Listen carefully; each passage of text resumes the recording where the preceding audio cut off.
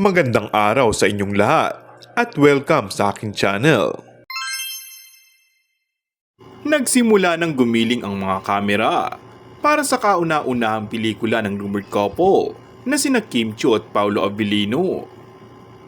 Ang tinutukoy namin ay ang pelikula nilang My Love Will Make You Disappear na ipoproduce ng ABS-CBN at Star Cinema.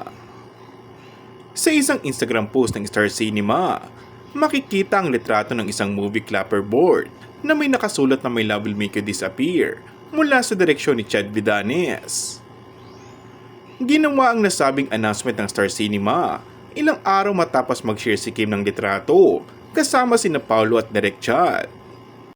Kuha ang mga litrato sa isinagawa nilang script reading session kamakailan kasama ang ilan sa kanilang mga co-stars sa movie, kabilang na sina Wilma Dawson, Nico Manalo at Karina Bautista. Ito ang unang pagkakataon na magsasama sa pelikula ang Kim Pao matapos ang dalawa nilang successful TV and digital series na linlang at Pinoy version ng hit Korean series na What's Wrong with Secretary Kim.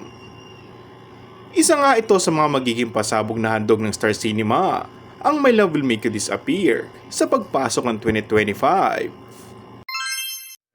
And that's all for our today's video.